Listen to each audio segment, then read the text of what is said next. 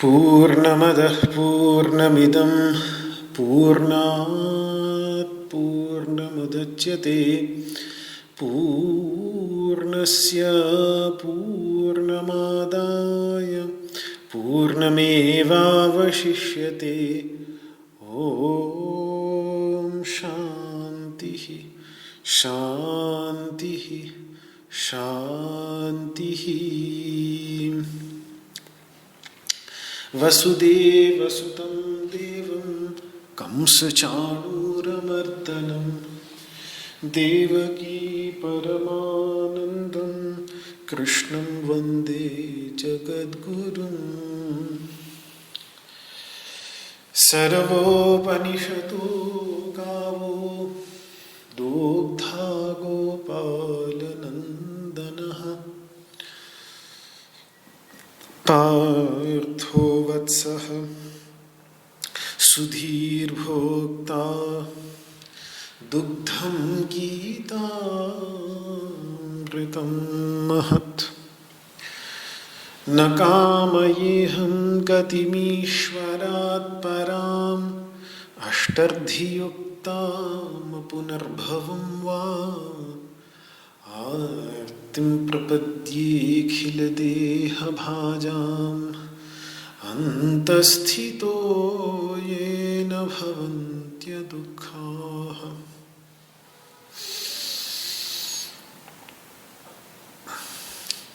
विश्वं दर्पणदृश्यमाननगरी तुल्यं निजान्तर्गतम्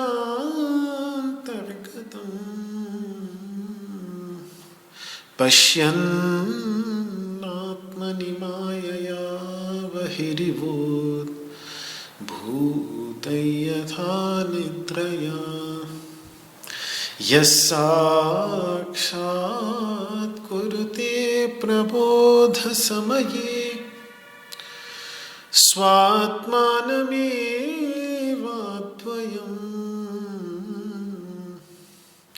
तस्मै श्रीगुरुमूर्तये नमः इदं श्रीदक्षिणामूर्तये।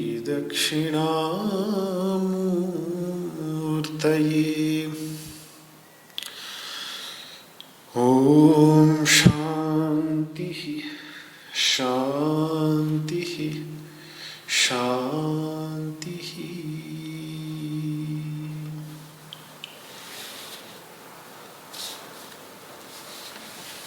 ओम नमो भगवते वासुदेवाय।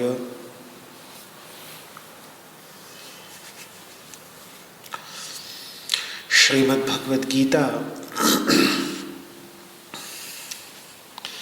के सांख्य योग नामक दूसरे अध्याय का 54वां श्लोक जिसमें अर्जुन समाधि में स्थित प्रज्ञ की क्या परिभाषा अर्थात क्या लक्षण है यह भी पूछ रहा है, और जो समाधि से निकल आया है और समाधि से निकलकर बोल रहा है, बैठ रहा है, चल रहा है, ऐसे स्थित प्रज्ञ के विषय में भी अर्जुन इस श्लोक में प्रश्न पूछता है। उच्चारण एक बार कर लें, फिर आगे विचार करते हैं। अर्जुन उवाच स्थितप्रज्ञस्य का भाषा समाधिस्थस्य केशव स्थितधीः किं प्रभाषेत किमासीत व्रजेत किम्। स्थितप्रज्ञस्य का भाषा समाधिस्थस्य केशव स्थितधीः किं प्रभाषेत किमासीत व्रजेत किम्। स्थितप्रज्ञस्य का भाषा समाधिस्थस्य केशव स्थितधीः किं प्रभाषेत किमासीत व्रजेत किम्। हे केशव, समाधि में स्थित प्रज्ञ की क्या परिभाषा, क्या लक्षण है? वह स्थित प्रज्ञ समाधि में से निकलकर किस प्रकार बोलता है, किस प्रकार से बैठता है और किस प्रकार से चलता फिरता है। ये 4 प्रश्न अर्जुन ने भगवान के सामने रखे। श्लोक के पूर्वार्ध पर कल विचार हो गया था। उत्तरार्ध में स्थितधीः किं प्रभाषेत, वह स्थितधि कहिए चाहे स्थित प्रज्ञ कहिए, अर्थ एक ही है, क्योंकि प्रज्ञा और धी दोनों समानार्थक हैं। तो दोनों ही स्थिति में अर्थ यही होगा कि जिसकी बुद्धि स्थिर हो गई है, शांत हो गई है। अब यहां यह पूछा जा सकता है कि जो समाधिस्थ नहीं वो स्थितधि कैसे हो सकता है? क्योंकि मैंने पहले बतलाया कि पूर्वार्ध में तो समाधिस्थ स्थित प्रज्ञ को लेकर प्रश्न है, और उत्तरार्ध में समाधि से निकले हुए, समाधि से निकल चुके, जो अब समाधि की स्थिति में नहीं है, उसको लेकर प्रश्न है। और ये स्पष्ट भी है, क्योंकि बोलना, बैठना, चलना फिरना, इसको लेकर अर्जुन प्रश्न कर रहे हैं। तो ये बोलना तो समाधिस्थ जो होगा उसके लिए संभव नहीं। जो समाधि की गहराइयों में चला जाता है वो तो पूर्ण मौन में उतर जाता है, शब्दातीत अवस्था में चला जाता है। उसके तो विचारों तक में शब्द नहीं होते, तो फिर मुख से शब्द निकलेंगे कैसे? तो निश्चित ही अंतिम जो 3 प्रश्न हैं उत्तरार्ध में वो व्युत्थित को लेकर है, जो समाधि में से निकल आया है उसको लेकर है। लेकिन यदि वो समाधि में से निकल आया है तो फिर स्थित प्रज्ञ कैसे हो सकता है?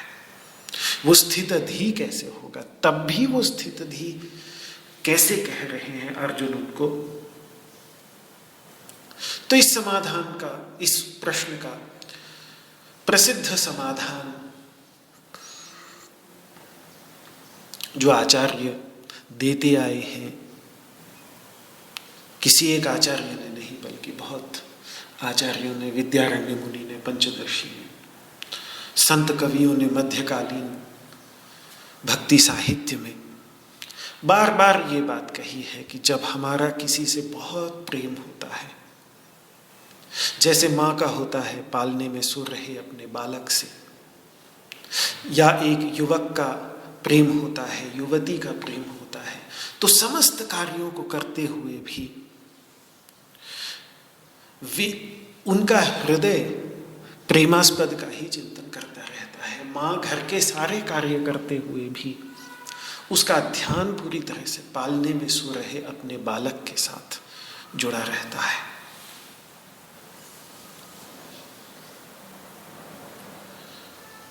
सारे कार्यों में मग्न रहते हुए भी, सभी कार्यों को करते हुए भी मन पूरी तरह से जो प्रेमास्पद है, जो प्रेम का विषय है, जिसके प्रति प्रेम है, उस पर पूर्ण एकाग्र होकर चिंतन करती रहती है। इसी प्रकार से व्युत्थान अवस्था में भी स्थित प्रज्ञ की जो बुद्धि है, वो प्रत्यग आनंद यानी अंतरानंद का आस्वादन करती हुई उसका अनुसंधान चिंतन करती ही रहती है। ये बात पंचदशी आदि ग्रंथों में कही है। तो ये स्थित प्रज्ञ भी, स्थित प्रज्ञ की बुद्धि भी स्थित प्रज्ञ है ही वो इसलिए कि वो समस्त कार्यों को करते हुए भी अपना जो उसका परशुद्ध वास्तविक स्वरूप है, जो परतत्व है, उसका वास्तविक स्वरूप, उसमें चूंकि उसका चित्त विश्रांति को प्राप्त हो गया है, शांति को प्राप्त हो गया है, तो उसी अपने स्वरूप सुख का आस्वादन करता रहता है।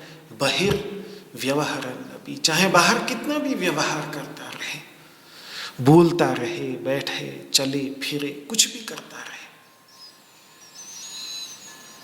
लेकिन ये चलता है। तो देखिए, जो अचला और निश्चला का जो भेद, अचला बुद्धि और निश्चला बुद्धि का जो भेद 53वें श्लोक में भगवान ने रखा, निश्चला बुद्धि एक और अचला बुद्धि एक। निश्चला वो जो सविकल्प समाधि में है और अचला वो जो निर्विकल्प समाधि में है। तो इन दोनों का जो भेद भगवान ने रखा, बहुत ही सूक्ष्म भेद था, और दो शब्द जो एक जैसे अर्थ देने वाले जो दो शब्द हैं, निश्चला और अचला, उनके आधार को, उन दोनों शब्दों का प्रयोग करके भगवान ने इन दो प्रकार की समाधियों के, सविकल्प और निर्विकल्प समाधि के भेद को अभिव्यक्त किया। यही भेद, उस भेद को अर्जुन ने ठीक ठीक पकड़ लिया है, तभी वो उस भेद को आधार बनाकर ही वो यहां पर प्रश्न कर रहा है।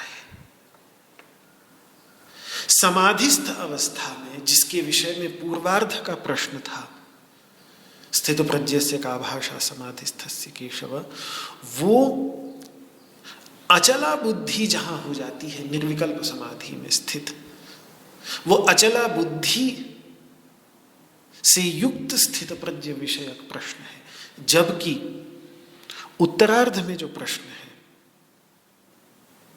बोलने, बैठने और चलने फिरने को लेकर जो प्रश्न है, व्युत्थान अवस्था में, जिसके विषय में उत्तरार्ध के ये 3 प्रश्न हैं, वे सविकल्प समाधि में स्थित प्रज्ञ विषयक हैं, जहां अद्वैत की अनुभूति के साथ साथ द्वैत का विकल्प, क्योंकि व्यवहार की सिद्धि के लिए द्वैत का विकल्प मतलब द्वैत की कल्पना भी होना परमावश्यक है। द्वैत की कल्पना बिल्कुल समाप्त हो जाएगी तो व्यक्ति फिर व्यवहार की सिद्धि नहीं होगी, फिर तो निर्विकल्प समाधि में चला जाएगा।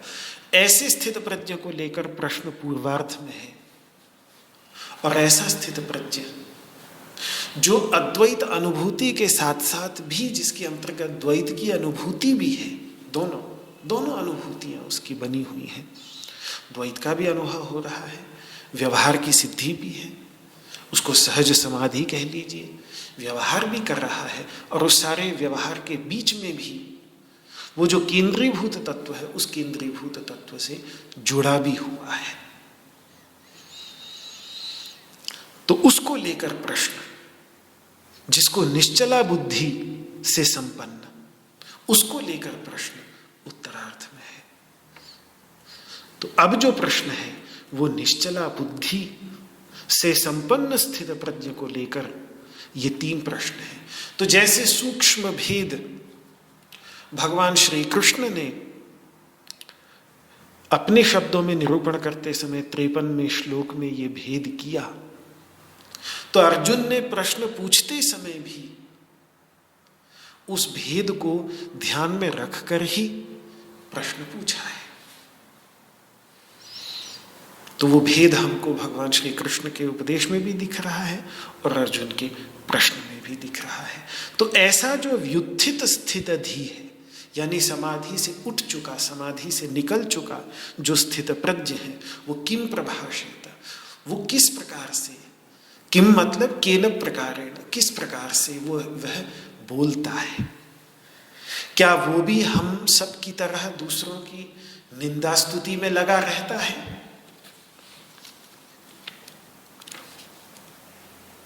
या हमसे कुछ विलक्षण बातें बोलता है, किस प्रकार से बोलता है वो। आगे भगवान 12वें अध्याय में कहेंगे ना, तुल्य निंदा स्तुतिर मौनी।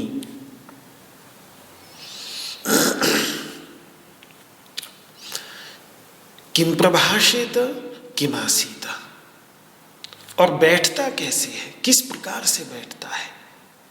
बैठता है यदि आसन में, तो कैसे अपने व्युत्थित चित्त का निरोध करने के लिए इंद्रियों को निरुद्ध करता है, कैसे बैठता है, क्या करता है, किस प्रकार से बैठता है आसन के अंतर्गत, तो फिर उस आसन में बैठकर कैसे चित्त का निरोध करने के लिए इंद्रियों का निरोध कैसे करता है। इस आधार पर कि भगवान उत्तर कैसे देंगे, क्योंकि आगे कूर्म का उदाहरण देकर भगवान इसका समाधान करेंगे।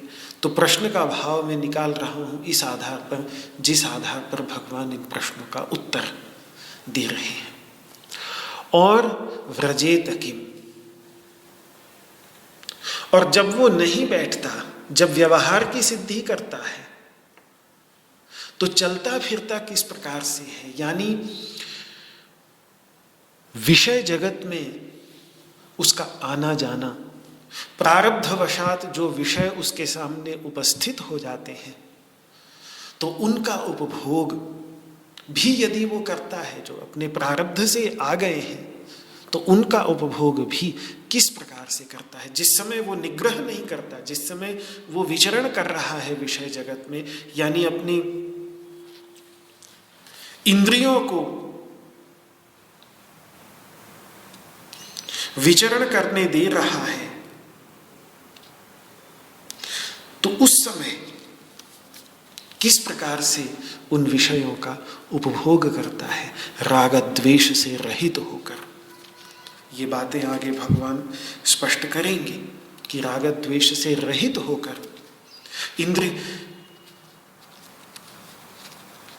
इन सब प्रश्नों का सीधा सीधा उत्तर आगे न भी दें, तो भगवान गीता के अंतर्गत आगे जाकर अवश्य इन 18 श्लोकों में न भी बहुत सीधा उत्तर दें। क्योंकि मैंने कल बात कही थी आपको कि अर्जुन ने थोड़ा बाह्य लक्षण विषयक प्रश्न पूछा, भगवान उसको बिल्कुल अंदर की दृष्टि से उत्तर देंगे, लेकिन बाहर की दृष्टि से भी भगवान, जैसे यही प्रश्न है, इंद्रियस्य इंद्रियस्यार्थे रागद्वेषौ व्यवस्थितौ तयोर्नवशमागच्छेत् तौ ह्यस्य परिपन्थिनौ, 3 अध्याय में आएगा उसका उत्तर।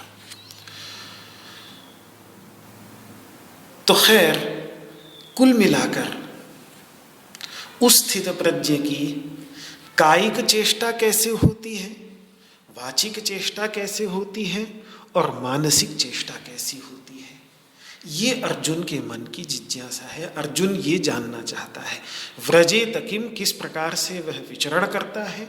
ये कायिक चेष्टा को लेकर के प्रश्न है, उसके शरीर की क्या चेष्टा होती है।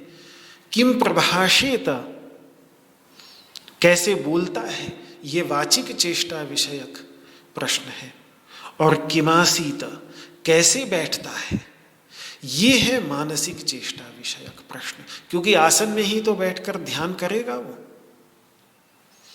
इसीलिए ध्यान योग में बतलाएंगे भगवान छठे अध्याय में कि समम काय शुरू ग्रीवम, कैसे बैठता है उसका उत्तर भी भगवान अभी नहीं छठे अध्याय में जाकर देंगे कि समम काय शुरू ग्रीवम धार्य अन्नचलम स्थिरम। शरीर, सिर और ग्रीवा यानी गर्दन को एक सम रखते हुए वो आसन में स्थित होता है, तो इस प्रकार से बैठता है। तो किस प्रकार से बैठता है वो भी भगवान आगे जाकर स्पष्ट करेंगे। आसन में स्थित होकर बिल्कुल शरीर, सिर और ग्रीवा को सम रखकर। तो ये प्रश्न अर्जुन ने भगवान के सामने रखे। अब इन प्रश्नों पर भगवान का उत्तर, जो सबसे पहला प्रश्न था उसी का ही सबसे पहले उत्तर देंगे भगवान। सबसे पहला प्रश्न है स्थित प्रज्ञस्य का भाषा समाधिस्थस्य केशव। परिभाषा को लेकर प्रश्न था। वो परिभाषा भगवान 55वें श्लोक में देने जा रहे हैं।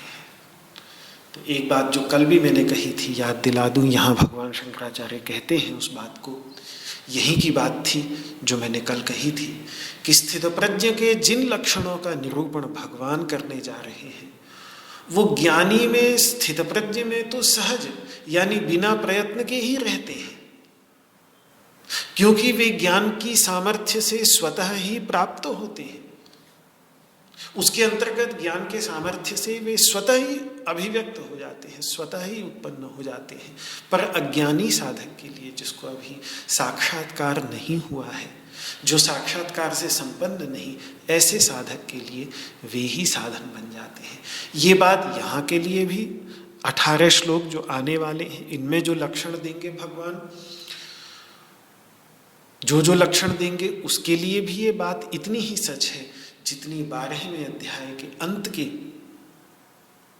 8-9 श्लोकों में जो वैष्णव भक्त का लक्षण भगवान ने, अद्वेष्टा सर्वभूतानां मैत्रः करुण एव च,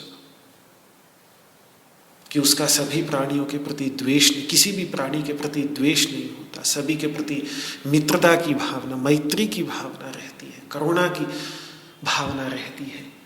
तो ये जो वैष्णव भक्त की सहजावस्था भगवान ने बतलाई है वही साधक के लिए साधना बन जाती है। साधक को अभ्यास करना पड़ता है उस भावना का संचार करने के लिए। इसी प्रकार से 14वें अध्याय में जो गुणातीत के लक्षण हैं भगवान ने, प्रकाशम च प्रवृत्तिम च मोहमेव च पांडव न द्वेष्टि संप्रवृत्तानि न निवृत्तानि कांक्षति, जो उदासीन की बात, उदासीन वदासीन असक्तम तेषु कर्मसु, जो गुणातीत उदासीन की बात भगवान ने कही है, वहाँ जो लक्षण बतलाए हैं उन लक्षणों के विषय में भी यही बात है कि गुणातीत अवस्था को प्राप्त हो चुके व्यक्ति के लिए ये सहज स्वभाव है, उसका सहज ज्ञान के सामर्थ्य से स्वतः ही उसके अंतर्गत ये गुण आ जाते हैं।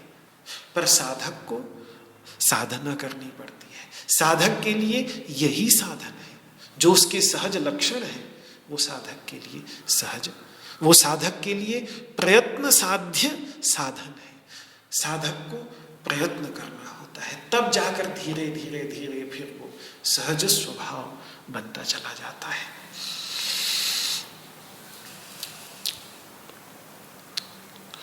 तो दूसरे अध्याय का 55वां श्लोक, इसका उच्चारण कर लें। श्री भगवानुवाच प्रजहाति यदा कामान् सर्वान् पार्थमनोगतान् आत्मन्येवात्मना तुष्टः स्थितप्रज्ञस्तदोच्यते प्रजहाति यदा कामान् सर्वान् पार्थमनोगतान् आत्मन्येवात्मना तुष्टः स्थितप्रज्ञस्तदोच्यते प्रजहाति यदा कामान् सर्वान् पार्थमनोगतान् आत्मन्येवात्मना तुष्टः स्थितप्रज्ञस्तदोच्यते।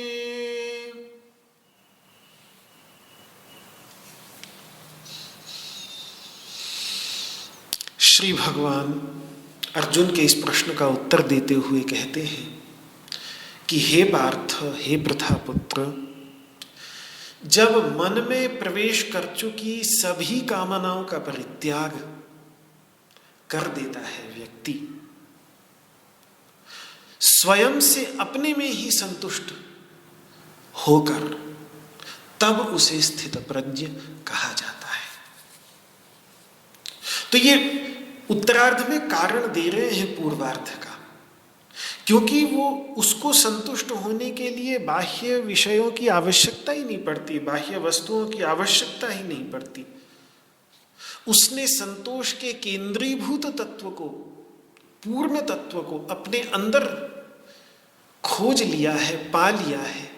वो स्वयं से संतुष्ट है पूरी तरह से, उसके अंतर्गत कोई, उसे अपने अंतर्गत न्यूनता, कोई कमी महसूस नहीं होती, अपनी पूर्णता का भान होता है। इसलिए वो मन में प्रविष्ट सारी की सारी कामनाओं का पूरी तरह से परित्याग कर देता है, क्योंकि इन कामनाओं के मूल में हमेशा कोई कमी, हमें लगता है कि मेरे पास ये नहीं है, मेरे पास वो नहीं है। एक पूरी इंडस्ट्री काम कर रही है जो हमें लगातार बतलाती रहती है कि तुम्हारे पास ये भी हो सकता था, तुम्हारे पास ये भी हो सकता था। फिर हम देखते हैं कि हमारे पास ये नहीं है, तो हमारे अंतर्गत वो एक, अपने अंतर्गत वो न्यूनता का भान होते ही फिर उस न्यूनता को भरने के लिए एक बाह्य वस्तु को हम ढूंढते हैं। पर जो व्यक्ति स्वतः से ही संतुष्ट है, जो अंतस्तुष्ट है, उसके अंतर्गत इच्छा उत्पन्न होगी क्यों? उसकी इच्छाएं स्वतः ही अपने आप ही छूटती चली जाएंगी। तब वो कामनाएं जो अशांत कर रही थी, वो कामनाएं जब हट गई तो व्यक्ति स्थितप्रज्ञ अपने आप हो जाता है। ये बात भगवान इस श्लोक के अंतर्गत कह रहे हैं। प्रजहाति यदा कामान सर्वान पार्थ मनोगतान। सर्वान कामान, सारे के सारे कामनाओं का मतलब इच्छाओं के जितने भी भेद हैं, जितने भी प्रकार हैं, सभी इच्छाओं को जब वो छोड़ देता है। और ये इच्छाएं रहती कहाँ हैं, ये कामनाएं रहती कहाँ हैं? तो कहीं बाह्य जगत में तो है नहीं, मन के अंतर्गत है। मनोगतान, मन में ही तो है हमारे ये इच्छाएं, और कहीं नहीं, मन में है। मन में है वृत्तियों के रूप में। वृत्ति मतलब विचार, एक विचार के रूप में उठती हैं। एक विचार जैसे उठा, देखा किसी के पास बहुत अच्छी गाड़ी है, तो उसको देखते के साथ इच्छा, अपने अंतर्गत कमी महसूस हुई, लगा कि मेरे पास तो ये गाड़ी नहीं है, तो होनी चाहिए मेरे पास। तो फिर एक वो विचार मन में आ जाता है कि बस मुझे ये गाड़ी अब कैसे भी प्राप्त करनी है, बस। तो यही एक मन में उत्पन्न हुए विचार के रूप में ये इच्छा रहती है। मनोगत शब्द का अर्थ करते हुए भगवान शंकराचार्य दो शब्दों में एक बहुत गहरी बात कह जाते हैं। मनसिक प्रविष्टान, मनोगतान का अर्थ है मनसिक प्रविष्टान। मन में जो प्रवेश कर गई हैं इच्छाएं, मन के अंदर जो प्रवेश कर गई कहने का तात्पर्य ये है कि वो ये इससे जतला रहे हैं कि ये इच्छाएं वास्तव में बाह्य जगत से प्रविष्ट होती हैं। ये इच्छाएं कोई हमारा स्वरूप नहीं, ये हमारा सहज स्वभाव नहीं। हमारा सहज स्वभाव तो पूर्णता का है, लेकिन बाह्य जगत के संपर्क में आकर, बाह्य जगत में अपने जिन जिन वस्तुओं के साथ हमारा तादात्म्य बना हुआ है, जिन जिन वस्तुओं के प्रति हमारा एक काल्पनिक अपनापन बना हुआ है कि ये मेरी हैं, उनके अंतर्गत कहीं न्यूनता हो, उन वस्तुओं के अंतर्गत कहीं कोई न्यूनता हो, तो उस न्यूनता को हम अपने ऊपर आरोपित करके अपनी न्यूनता समझ बैठते हैं। तो उसके परिणाम स्वरूप फिर वो अपनी जो पूर्णता है, वो पूर्णता मानो ढक जाती है और बाहर की न्यूनता को हम अपने ऊपर थोप कर अपने को ही न्यून समझने लगते हैं। न्यून मतलब कमी, न्यूनता का अर्थ होता है कमी, पूर्णता का उल्टा न्यूनता, कमी। तो हमारा स्वरूप तो पूर्ण है, वही तो अनुभूति हुई उपनिषदों के ऋषियों को। तो उन्होंने कहा पूर्णमदः पूर्णमिदम्, ये बाहर जो है ये भी पूर्ण है, चैतन्य तत्व और जो मेरे अंतर्गत है ये भी पूर्ण है। तो हमारा स्वरूप तो पूर्ण है, वहां कोई कमी है ही नहीं कि उस कमी की पूर्ति के लिए कोई इच्छा हो। तो इसीलिए इच्छा हमारा स्वरूप नहीं, ये बाहर से आई हुई होती है, ये बाहर से प्रवेश करती है हमारे मन के अंतर्गत, बाह्य जगत से प्रवेश करती है।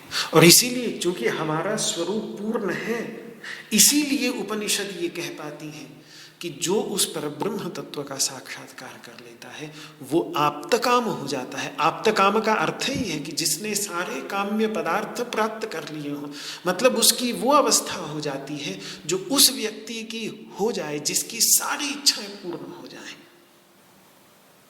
उसकी जो स्थिति हो जाती है वो स्थिति इसकी हो जाती है। सत्यम ज्ञानम अनंतम ब्रह्म यो वेद निहितं गुहायां परमे व्योमन सोष्णुते सर्वान् कामान। ये जो अंतिम तीसरा वाक्य है तैत्तिरीय उपनिषद का, कि जो उस सत्य ज्ञान अनंत ब्रह्म तत्व को, जो इस हृदय की गुफा के अंतर्गत निहित है, उसको जो जान लेता है, सो अश्नुते सर्वान् कामान, वो सारी की सारी कामनाओं को प्राप्त कर लेता है। मतलब जैसे कोई हो, संभव नहीं है, बाह्य जगत में संभव नहीं है कि व्यक्ति की सारी इच्छाएं पूर्ण हो जाएं, संभव नहीं है। क्यों? क्योंकि एक इच्छा पूरी करो तो उससे बड़ी इच्छा उत्पन्न हो जाती है। और इसीलिए विश्वजित बनने के, विश्व पर विजय प्राप्त करने के दो रास्ते हैं। या तो व्यक्ति बाहर विश्व पर विजय प्राप्त करने का प्रयास करे, इकट्ठा करता चला जाए, बड़े बड़े युद्ध करता चला जाए, पूरे विश्व पर विजय प्राप्त करने की कोशिश करे। एक तरीका ये है विश्वजित बनने का। और एक तरीका विश्वजित बनने का ये है कि जो कुछ है उस सबको भी छोड़ दो। ये रास्ता विश्वजित बनने का भारतीय, और यही एक रास्ता है विश्वजित बनने का, क्योंकि उस रास्ते पर तो मानवता का इतिहास साक्षी है, कोई भी विश्वजित नहीं बन पाया। कमी की, प्रयास किया, बड़े बड़े योद्धाओं ने प्रयास किया, सिकंदर ने प्रयास किया विश्वजित बनने का, भारत तक पहुंचते पहुंचते थक गया, वापस गया तो अपने देश मकदूनिया, मैसिडोनिया का राजकुमार था, ग्रीस के पास बहुत प्राचीन साम्राज्य है, तो वहां से आया, भारत तक पहुंचा, थक गई सेनाएं उसकी यहां तक पहुंचते पहुंचते। फिर यहां सम्राट पुरु के साथ में युद्ध में और भी, हालांकि विजय प्राप्त हुई थी कहते हैं, लेकिन इतना ज्यादा थक गया कि फिर वापस ही लौट गया। और वापस लौटते हुए रास्ते में ही खत्म हो गया, नहीं स्वप्न पूरा हो पाया। फ्रांस के नेपोलियन बोनापार्ट ने भी बहुत कोशिश की अपने समय पर विश्व विजय प्राप्त करने की, नहीं सफल हो पाया। हिटलर ने जर्मनी के द्वितीय विश्व युद्ध कर डाला, लेकिन विश्व विजय प्राप्त नहीं कर सका। पर यहां गीता जो प्रेम के आधार पर, परब्रह्म साक्षात्कार के आधार पर 5वें अध्याय में जो कहती है कि इहैव तैर्जितः सर्गो येषां साम्ये स्थितं मनः, जो साम्य अवस्था में जिसका मन स्थित हो जाता है वो पूरे के पूरे सर्ग पर, पूरे के पूरी सृष्टि पर विजय प्राप्त कर लेता है। यहां विश्वजित याग की चर्चा वेदों के अंतर्गत आती है, जिसमें राजा महाराजा इकट्ठा नहीं करते थे, बल्कि जो इकट्ठा हो जाता था वो सब दान में दे देते थे। जब सब कुछ दान में देकर पूरी तरह से, और ये इसके ऐतिहासिक साक्ष्य भी हैं। सम्राट हर्ष ने गंगा यमुना के संगम पर प्रयागराज में जब पहुंचे हैं, शायद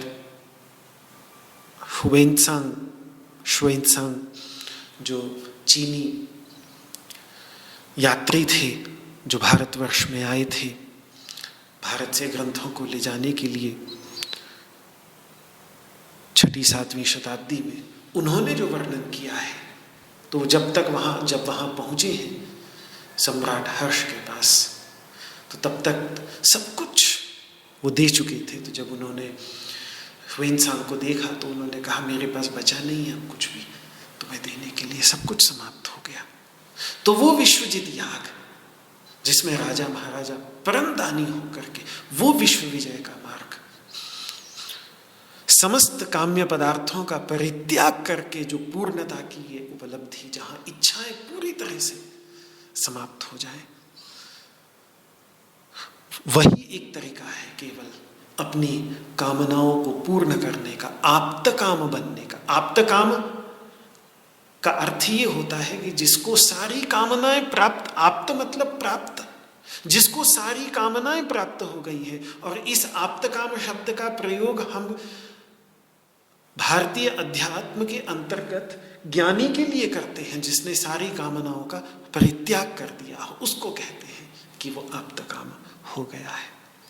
तो ये मनोगत शब्द जो है, जिसमें भगवान शंकराचार्य कहते हैं मन से प्रविष्ट, मन में प्रविष्ट जो ये कामनाएं हैं, तो इच्छा तो तब होती है जब अपने अंदर कोई कमी दिखती है। कमी होती है वास्तव में हमारे बाहर की परिस्थितियों में, लेकिन उन बाहर की परिस्थितियों के साथ चूंकि हमारा गहरा तादात्म्य होता है, तो उसके कारण वो बाहर की कमी हम अपने ऊपर थोप लेते हैं, तो हमें लगता है कि हमारे अंतर्गत कोई कमी है, और फिर उस कमी की पूर्ति के लिए एक इच्छा अभिव्यक्त होती है। लेकिन वो कमी अपने अंदर हो ही नहीं सकती। हमारा जो वास्तविक स्वरूप है वो अपने अंदर कमी ही इसलिए दिखती है, क्योंकि हम अपना आपा अहंकार को समझते हैं। यदि शुद्ध चैतन्य तत्व को अपना आपा, उसके साथ यदि हमारा तादात्म्य होता, हमारा जो वास्तविक स्वरूप है उसके साथ हमारा तादात्म्य होता, तो हमें कभी अपने अंदर कमी नहीं दिखती। पर ये अहंकार के साथ जो हमारा तादात्म्य है, ये जो अपने को लेकर हमारे कुछ विचार हैं, उन विचारों के साथ जो हमारा तादात्म्य है, उन विचारों के आधारभूत तत्व के साथ नहीं है। जिस तत्व में वो विचार उत्पन्न हो रहे हैं उस तत्व के साथ हमारा तादात्म्य नहीं। जो तत्व उन विचारों का दृष्टा है, साक्षी है, जिस तत्व को उन विचारों का अनुभव हो रहा है, उसके साथ हमारा तादात्म्य नहीं, बल्कि उन विचारों के साथ हमारा तादात्म्य, उन अहंकार के विचारों के साथ तादात्म्य। और उस अहंकार में तो कमी हमेशा ही होती है। वो अहंकार में तो सदा कमी रही ही आती है। वो अहंकार तो कभी पूर्ण होगा ही नहीं, और पूर्ण करने का जितना प्रयास करेंगे उतना वो अपना मुंह फाड़ता चला जाएगा। वो तो आग की तरह है, जितना उसमें झोंकेंगे उतनी बड़ी हो जाएगी। आप उसमें 10 किलो घी डाल लीजिए, 1 क्विंटल ईंधन डाल लीजिए, वो उतनी ही भड़क जाएगी, उससे ज्यादा की मांग करेगी। कितना डालेंगे?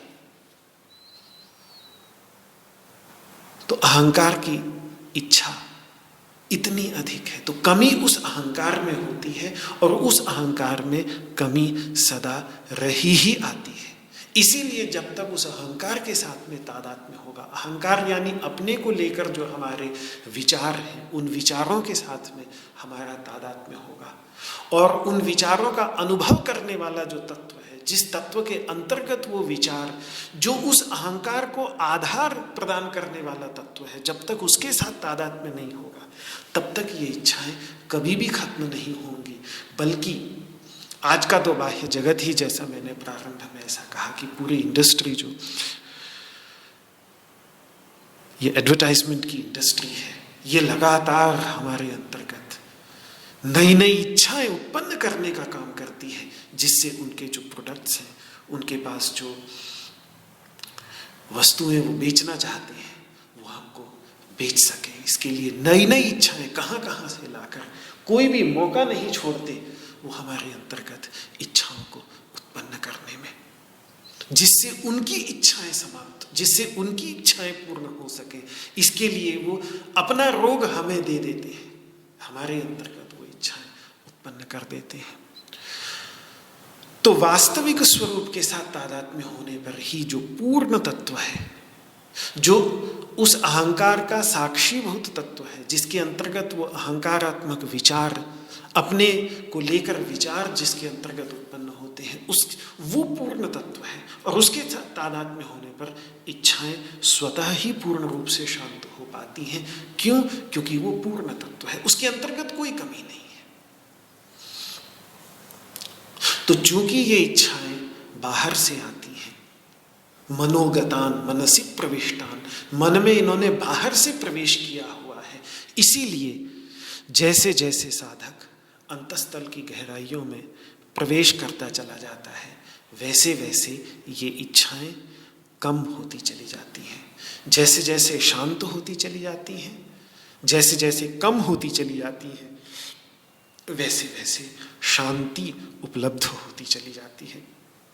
ये बात भगवान 12वें अध्याय के इस छोटे से वाक्य में, त्यागात शांति ही अनंतरम, जैसे ही व्यक्ति त्याग करता है बाह्य विषयों का और अंतःस्थल की गहराइयों में प्रवेश करता है, वैसे वैसे शांति प्राप्त होती चली जाती है। तो मनोगतान के अंतर्गत, जो मनोगतान का बहुत सुंदर भगवान शंकराचार्य ने 2 शब्दों में व्याख्या की कि मनसि प्रविष्टान, वे सारी की सारी इच्छाएं जो मन में प्रवेश कर गई हैं, उन इच्छाओं को प्रजहाति, प्रजहाति मतलब जहाती नहीं बल्कि प्रजहाति, प्रकर्ष रूप से छोड़ देता है, अत्यंत छोड़ देता है, पूर्ण रूप से छोड़ देता है, थोड़ा सा भी नहीं रहने देता। मतलब केवल विचारों को ही नहीं छोड़ता, ऐसा नहीं कि वो केवल इच्छा, क्योंकि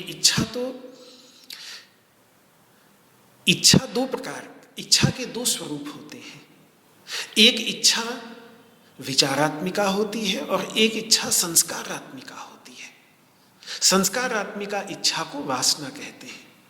और समस्या वास्तव में विचार उतने नहीं हैं जितनी वासनाएं समस्या है। क्यों? इसलिए क्योंकि विचार तो केवल बर्फ के पहाड़ का वो हिस्सा है जो पानी के ऊपर दिख रहा है। वासनाएं वो हिस्से हैं जो पानी के नीचे, यानी बर्फ को लेकर हम सब विज्ञान की कक्षाओं में पढ़ते हैं कि यदि बर्फ का डल्ला हो, बर्फ की कोई हिमशैल खंड हो, हिमानी हो, हिमशैल खंड हो और वो समुद्र में तैर रहा हो, तो ऊपर समुद्र के ऊपर जितना भाग उसका दिखता है वो केवल 10 हिस्सों में से 1 हिस्सा होता है। 9 हिस्से जो हैं वो पानी के नीचे होते हैं। तो जितना दिखता है वो बहुत थोड़ा सा दिखता है। सारा का सारा समुद्र के जल के स्तर के तल के नीचे डूबा रहता है। तो इसी प्रकार से वो इच्छाएं जिनका अनुभव हमें हो रहा है विचार के रूप में, वो तो केवल 10% है, 100 में से 10। 90% इच्छाएं जो हैं वो उन वृत्तियों के पीछे, यानी उन सचेतन विचारों के पीछे जो वासना यानी जो अचेतन संस्कार रहते हैं, वो 90% है। ये ज्ञानी उन तक का भी, उनका परित्याग जो हो जाए तो उसे कहेंगे प्रकर्षेण जहाति, उसे कहेंगे पूर्ण रूप से परित्याग।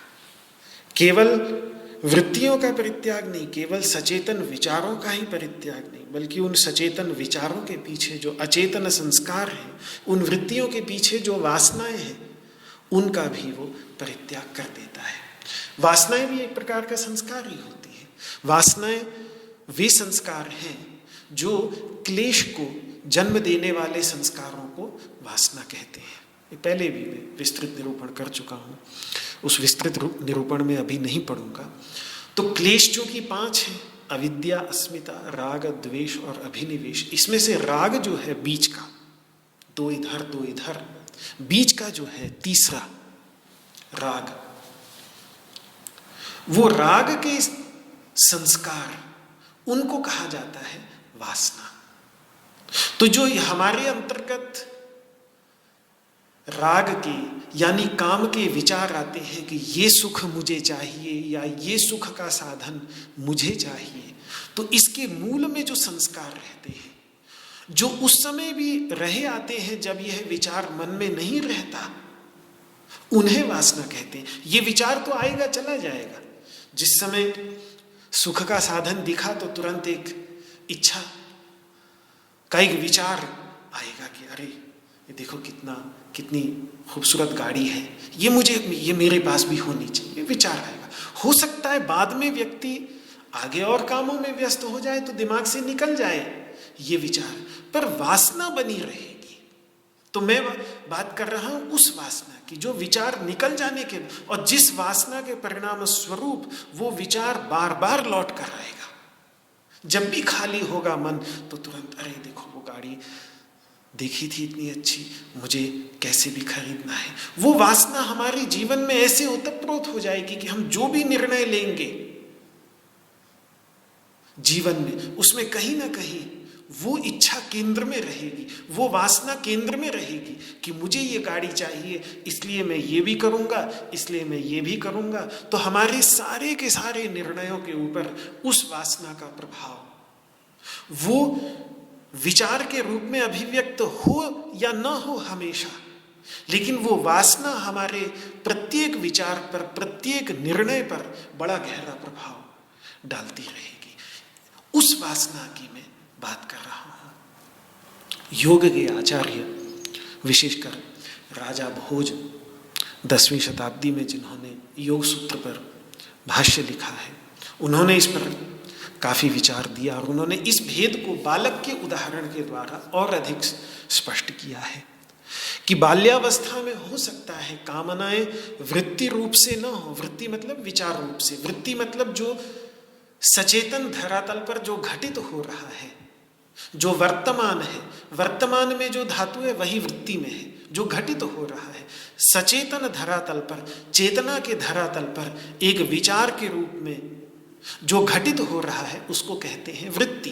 तो बाल्यावस्था में एक बालक के अंतर्गत कामनाएं वृत्ति के रूप में नहीं रहती, विचार के रूप में नहीं रहती, पर हम ये नहीं कह सकते कि उस बालक के अंतर्गत कामनाएं हैं नहीं, वो वासना रूप से विद्यमान रहती हैं, प्रसुप्तावस्था में रहती है, सोई हुई रहती है। जैसे ही वो बड़ा होगा, जैसे ही वो वासनाएं जागृत होंगी और फिर अनुकूल परिस्थिति आएगी तो वो वासनाएं उभर कर तुरंत ही सामने आ जाएंगी और बड़ा भारी रूप ले लेती हैं। तो बाल्यावस्था में वृत्ति नहीं रहती, लेकिन वासना वहां पर भी रही आती है। इसी प्रकार से हमारे अंतर्गत भी जितनी भी इच्छाएं हैं वो हमेशा चाहे वृत्ति के रूप में विद्यमान न हो, लेकिन वासना रूप से वो विद्यमान रहती हैं। और इन्हीं वासनाओं द्वारा, वासनाओं के प्रभाव में आकर, क्योंकि ये वासनाएं हमारी बुद्धि को रंगती हैं, हमारे मन को रंगती हैं। इन वासनाओं का रंग होता है। बड़ी विस्तृत चर्चा है इन वासनाओं के रंग की चर्चा। पीला रंग, लाल रंग, सफेद रंग, ऐसे अनेक प्रकार के रंगों की चर्चा बृहदारण्यकोपनिषद के शांकर भाष्य में भगवान शंकराचार्य ने किया है। तो यही वासनाएं हैं जो चित्त को रंगती हैं। इसीलिए तो राग शब्द का, काम के लिए राग शब्द का प्रयोग इसीलिए करते हैं क्योंकि ये रंगती है। तो जैसे रंग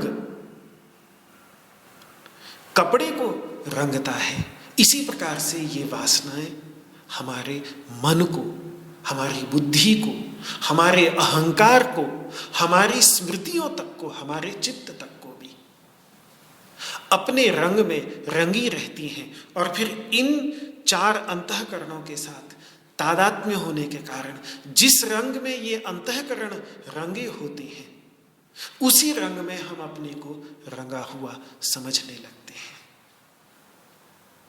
और फिर उस रंग का प्रभाव इतना अधिक होता है कि बाह्य जगत का जो भी अनुभव हम करते हैं उन अंतःकरणों के माध्यम से, वो सब उसी रंग में रंगे अंतःकरण के माध्यम से जो भी हम बाह्य जगत का अनुभव करेंगे वो बाह्य जगत का यथावत अनुभव नहीं होगा, बल्कि उस रंग में रंगे हुए होने के कारण उस रंग के से युक्त होकर हमें उस बाह्य जगत का अनुभव होगा। ठीक उसी प्रकार से जैसे आंखों पर यदि कोई रंगीला चश्मा लगा ले तो फिर बाहर की सफेद दीवार भी व्यक्ति को उसी रंग में, लाल रंग का चश्मा लगा ले तो लाल रंग में रंगी हुई, हरे रंग का चश्मा लगा ले तो हरे रंग में रंगी हुई दिखेगी। तो जो ये पुरुष है, जो ये चैतन्य तत्व है, ये चैतन्य तत्व इन्हीं वासनाओं के रंग में पड़कर राग युक्त, रक्त, अनुरक्त जिसको कहते हैं, रंगीला, वो रंगीला वो हो जाता है। अन्यथा तो अपने स्वरूप में तो वो शुद्ध स्वरूप है, सभी प्रकार के रंगों से रहित, बिल्कुल पारदर्शक, जल के समान, आकाश के समान, स्फटिक मणि के समान वो पारदर्शक है। लेकिन इन वासनाओं का रंग पुरुष पर सीधे नहीं चढ़ता, इनका रंग चढ़ता है अंतःकरण के ऊपर, और उसके साथ तादात्म्य रहने के कारण फिर पुरुष भी अपने ऊपर अंतःकरण के रंग को अपने ऊपर आरोपित करके अपने को भी रंगा हुआ समझने लगता है, चाहे वो काम का रंग हो, चाहे क्रोध का रंग हो, किसी का भी रंग हो। और फिर उसी रंग से रंगा हुआ वो इस बाह्य जगत का अनुभव करता रहता है, जिसके परिणाम स्वरूप फिर शुभाशुभ कर्मों को वो करता है। और ये वासनाएं अनादिकाल से मानव के मन में विद्यमान रहती आई है। ऐसा नहीं है कि यह आज ही हो। ये इस बात से पता चलता है क्योंकि इस प्रकार की आशाएं, इस प्रकार की इच्छाएं मानव के मन में सदा इस प्रकार से बनी रहती हैं कि ये सुख का साधन सदा ही बना रहे। कौन सा सुख का साधन? ये बाहर से प्रवेश होगा। सुख का कौन सा साधन? ये बाहर से प्रवेश होगा। उसके लिए भगवान शंकराचार्य ने कहा मन से प्रविष्टा। लेकिन ये सुख का साधन बस सदा ही बना रहे, ये मेरे पास सदा ही रहा है, इससे मेरा वियोग कभी न हो, इस प्रकार की आशा, इस प्रकार की इच्छा मानव के मन में सदा से चलती चली आई है। वो सुख का साधन क्या है? वो बदलता रहेगा। आज से 100 साल पहले रथ थे कि मेरे पास सुंदर से सुंदर रथ हो, मेरे पास सुंदर से सुंदर, सुविधा से युक्त घोड़ा गाड़ी हो। आज के समय में गाड़ियों को लेकर है, आज के समय में हवाई जहाज को लेकर है। सुख के साधन बदलते रहेंगे, लेकिन वो बने रहे मेरे पास, उनसे मेरा वियोग कभी ना हो। ये इच्छाएं हमारी प्राचीनतम काल से, लाखों करोड़ों सालों से, जब से मानवता अस्तित्व में आई है, तब से ये वासनाएं मन के अंतर्गत रही है। तो ये जो विचार है, इस प्रकार का विचार कि ये सुख का साधन मेरा सदा ही बना रहे, इससे मेरा कभी वियोग न हो, इस विचार के मूल में जो एक आंतरिक संस्कार है जो इस विचार के रूप में अभिव्यक्त होता है, उसे कहते हैं राग की वासना। जब तक सुख का साधन सामने नहीं आएगा तब तक ये इच्छा अचेतनावस्था में वासना के रूप में विद्यमान रहेगी। जैसे ही सुख का साधन सामने आ जाएगा तो वैसे ही ये इच्छा सचेतन होकर एक वृत्ति के रूप में, एक विचार के रूप में उपस्थित हो जाएगी। तो ये वासनाएं अनादिकाल से मन में विद्यमान रहती हैं, पर जैसे जैसे विषय को पाती चली जाती हैं वैसे वैसे वृत्ति के रूप में यानी विचार के रूप में अभिव्यक्त होती चली जाती हैं।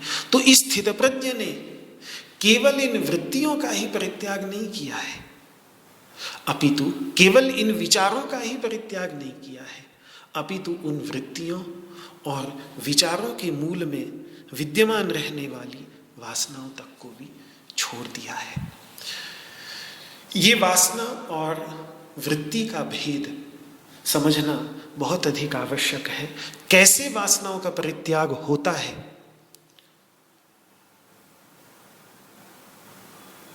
ये महामुनि पतंजलि बतलाते हैं। उसकी चर्चा तो अब समय नहीं रहा, कल करूंगा, लेकिन ये भेद आज मैं स्पष्ट कर देना चाहता था कि जब एक बार हमें ये भेद स्पष्ट हो जाएगा कि विचारों में और वासनाओं में क्या भेद है, और ये भेद योग के आचार्यों ने बहुत स्पष्ट किया है, हालांकि उपनिषदों में भी ये भेद साफ साफ दिखता है। जैसे प्रसिद्ध वाक्य है, सबसे पहले कठोपनिषद में कामनाओं के विचारों के परित्याग की बात की है कि यदा सर्वे प्रमुच्यन्ते कामा येस्य हृदिश्रताः, ये हृदय के अंतर्गत जितनी भी कामनाएं हैं उन कामनाओं से वो व्यक्ति मुक्त हो जाता है। तो अथ मर्त्यो मृतो भवति, तो वो मर्त्य पुरुष अमृत हो जाता है। अत्र ब्रह्म समश्नुते, यहीं पर ही पर ब्रह्म तत्व को अभी इसी समय ही प्राप्त कर लेता है। पहले ये बात कही, फिर उसके बाद अगले मंत्र के अंतर्गत कठोपनिषद में हृदय में विद्यमान गांठों को खोलने की बात कही है। ये गांठें जो हैं ये अविद्यादि 5 क्लेशों की, वासनाओं की ही ओर संकेत है कि यदा सर्वे प्रभिद्यन्ते हृदयस्य ग्रंथयः, जब हृदय में विद्यमान ये जितनी भी गांठें हैं, ये अंदर की गांठें हैं, तभी अंदर से अंदर गांठें हैं, जाल बना हुआ है, तभी बाहर से ये कामनाएं आकर मछली की तरह फंस जाती हैं। बड़ा सुंदर शब्द वहां पर योग सूत्र में शायद महर्षि पंचशिख का सूत्र है, प्रत्युपस्थित विषय जाला। ये जो अंदर से व्यक्ति ने एक जाल बना लिया है जिसमें बाहर के विषय ऐसे आकर फंस जाते हैं जैसे जाल के अंतर्गत मछली, तो ये जाल गांठें हमने अपने हृदय में गांठें लगा लगा करके एक जाल ऐसा बना लिया है कि उसमें बाहर से आकर ये इच्छाएं जैसे ही प्रवेश करती हैं तो जैसे जाल में जैसे ही कोई पशु या मछली आदि प्रवेश करता है तो उसमें फंस जाता है, फिर निकल नहीं पाता। इसी प्रकार से ये कामनाएं मछली की तरह प्रवेश करती हैं हृदय में, तो अंदर जो जाल बनाए बैठे हैं हम इन वासनाओं का, ये तुरंत उनको लपक लेता है और फिर वो इच्छाएं वहीं की वहीं रह जाती हैं और वर्षों तक हमें परेशान करती रहती हैं। ये जाल भी खोल ले अगर व्यक्ति अंदर से, तो फिर कुछ भी देखेगा बाहर, एक इच्छा का विचार आया चला जाएगा, बात खत्म। जैसे मछली तैरते हुए आ गई, जाल की गांठें खुली होंगी तो तैरते हुए जाल में प्रवेश कर जाएगी, फिर बाहर निकल जाएगी।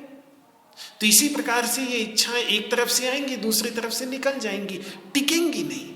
टिकती वो इसलिए है कि अंदर से वासनाओं का जाल है जो उनको तुरंत पकड़ लेता है। तो इन गांठों को खोलने के पीछे की जो बात जो कठोपनिषद में बहुत सुंदर से कही है कि कठोपनिषद की ये बात कि वो पकड़ लेता है अंदर से गांठें। तो जब ये गांठें हृदय की खुल जाती हैं तो अथ मर्त्यो मृतो भवति, तब मर्त्य पुरुष, ये मर्त्य मानव वास्तव में अमृत हो जाता है। एतावध्यनुशासनम, बस उपदेश इतना ही है। सारे के सारे वेदांत वाक्यों का उपदेश केवल इतना ही है, इससे अधिक उपदेश कुछ है नहीं वेदांत के अंतर्गत। बाकी सारा काम अपने आप हो जाता है। बस ये हृदय की जो गांठ है, ये गांठें किसी तरीके से खुल तो जब ये अविद्या ग्रंथियां, यानी अविद्या और अविद्या जनित जो ये बाकी चार क्लेश हैं, अस्मिता, राग, द्वेष और अभिनिवेश, इनकी जो वासनाएं हैं, वो वासनाएं जब खुल जाएंगी, विनष्ट हो जाएंगी, तो फिर उनके परिणाम स्वरूप उत्पन्न होने वाली कामनाएं, इच्छा की वृत्तियां यानी विचार भी अपने आप समूलतः विनष्ट हो जाएंगे। प्रजाहाति, जब भगवान प्र कह रहे हैं कि वो जब छोड़ देता है पूरी तरह से, तो वो समूल विनाश पर, उन गांठों को खोलकर इच्छाओं के समूल विनाश पर भगवान कह रहे हैं। ये गांठें खुलती कैसे हैं, तो इस पर भी योग के आचार्यों ने विचार किया है। वैसे तो ये सब साधना की बातें हैं, लेकिन एक मन में विचार आ जाए कि हाँ ये तो हो सकता है, जब एक मानसिक रूप से भी हम समझ लेते हैं, तो फिर साधना में एक दिशा, सिर्फ कहने से नहीं होगा कि हम कह दें कि भाई ये इच्छाएं हमारी हट जाएं। वो तो जितना इच्छाओं को दबाएंगे उतना ज़्यादा स्प्रिंग की तरह है, इच्छा को जितना दबाते चले जाइए, जितना दबाते चले जाइए, उतना ही फिर वो उल्टी दिशा में फेंकती है।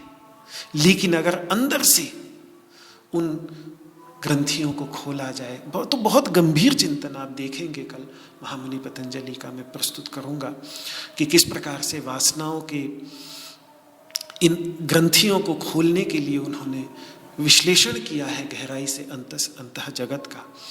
उस पर भी थोड़ा सा संक्षिप्त विचार मैं कल करूंगा। आज तो इस वाक पुष्पांजलि को भगवान श्री कृष्ण के श्री चरणों में समर्पित करता हूँ।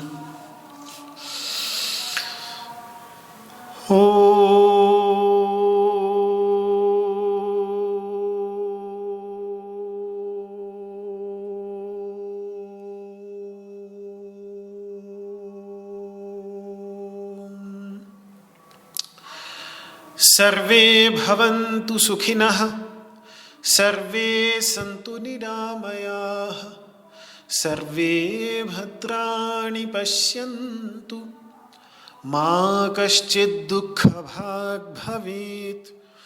ॐ शान्तिः शान्तिः शान्तिः। न त्वहं कामये राज्यं न स्वर्गं न पुनर्भवं, कामये दुःखतप्तानां प्राणिनामार्तिनाशनं। श्री कृष्णार्पणमस्तु। आपको मेरा हाथ जोड़ करके प्रणाम। जय श्री कृष्ण, जय श्री कृष्ण, जय श्री कृष्ण। सादर नमन सभी को।